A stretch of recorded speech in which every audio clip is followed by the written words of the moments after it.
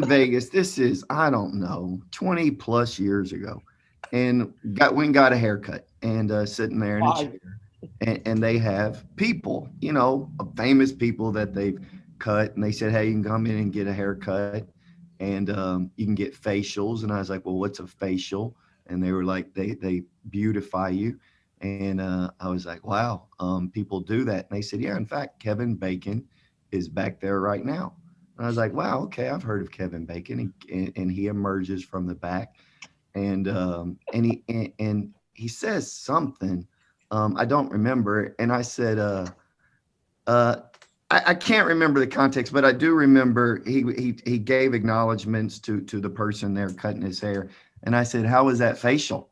And and he looked at me and he said, you look like you could use a few. And, and I said I would, but I'm not wearing any panties. And and that was when it became like confrontational.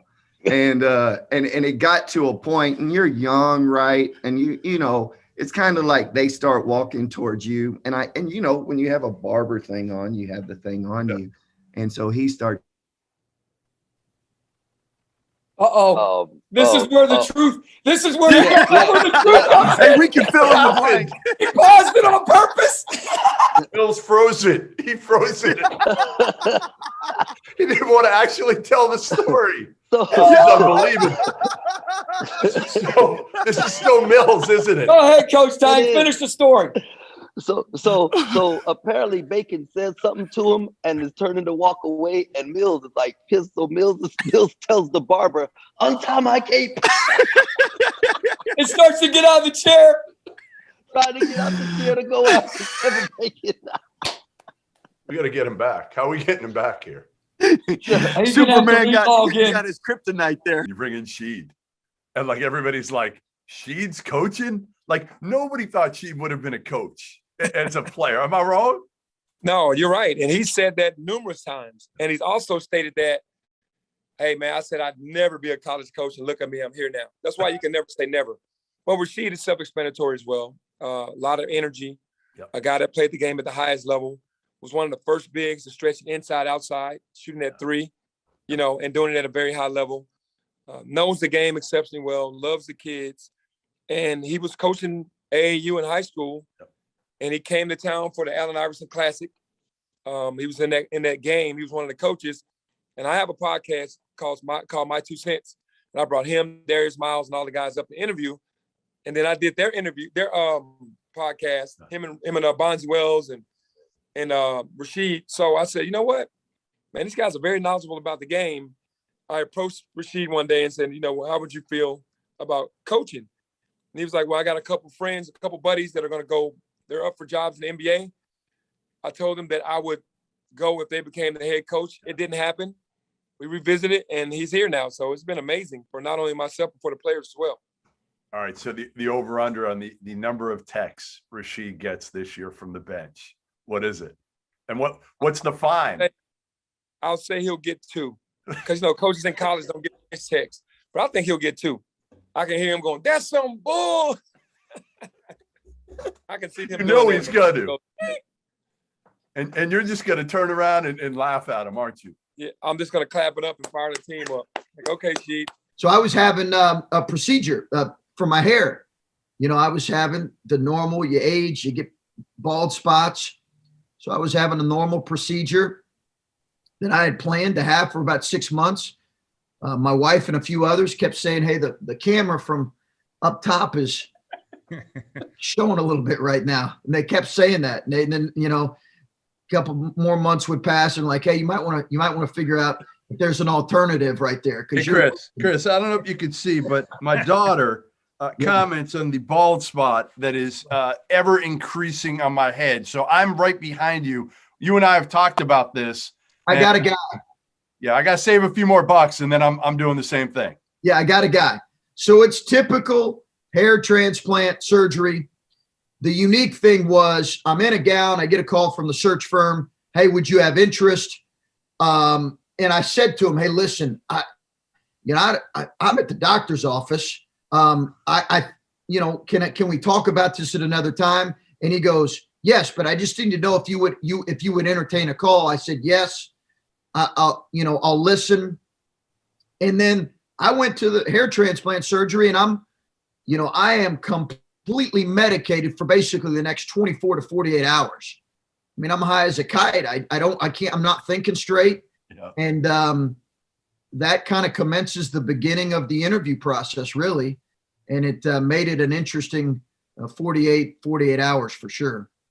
So you went to see Gene Smith and with the hat on, yes, and not looking so good.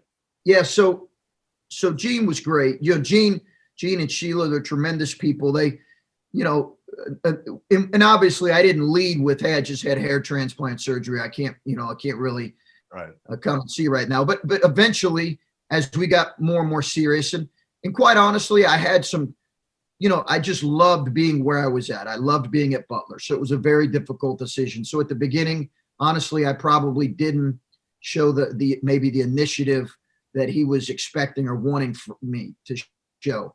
But eventually he was persistent, and eventually we did end up meeting. And I did at that point have to say to him, hey, listen, I'm not trying to be too casual here, but I'm going to have to throw a hat on.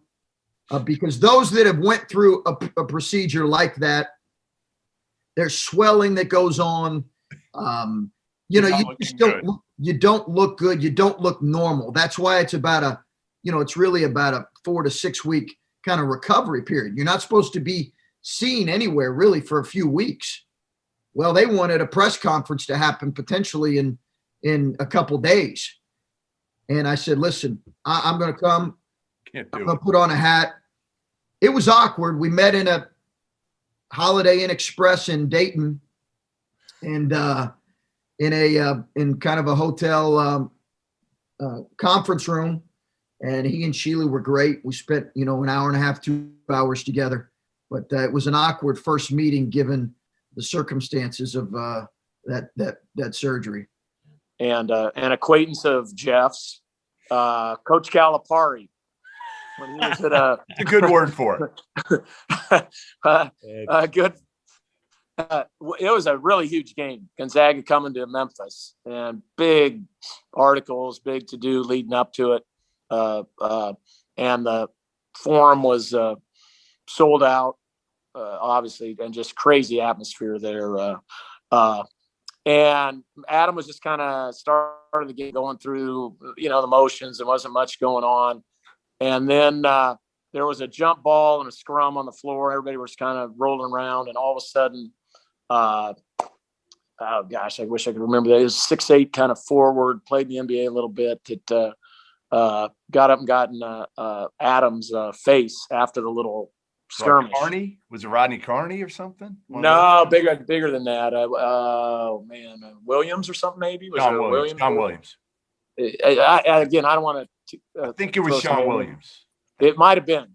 Okay. And Calipari, bang, or John immediately hits a timeout and comes over and just lights the dude up, is in his face the entire timeout. And go back into play. And I think Adam scored on the next 10 or 12 possessions, 10 straight times he scored. And that was Adam Morrison. And afterwards, talking to Calipari, I was like, what was that all about? He's like, I told our guys, do not do anything to get this guy going. Sometimes if you don't do anything, you'll just kind of just let the sleeping dog lie. But if you do. And so from that point on, I had a great assistant coach named Leon Rice, who's now the head of Boise State. And he would just literally make up stuff before games, found the other team scouting report. This is what they said about you, Adam. I was listening to the coach's radio show. This is what they said about you. And I mean, it was just must watch deep. I mean, every time he played, every time him and JJ played that year, it was unbelievable. JJ would play 2 hours before us and hit 40, and then Adam would get 41, 2 hours later, or vice versa. It's funny you say that about making stuff up, because when Kevin Garnett got traded back to us on the Timberwolves my second year, he did that stuff too. Like, he'd make up gambling debts about players where there'd be guys at the free throw line and he's screaming at guys about money they owe him. And these guys everybody was afraid of KG. They'd be looking at him terrified. And he's yelling like, "Well, pay me my money." Like all sorts of other words intertwined in that. And these guys are like, "Man, I've never even met you." And they'd run back on the other end of the floor. And he's like, "That dude's not even thinking about blocking out. He's thinking about me."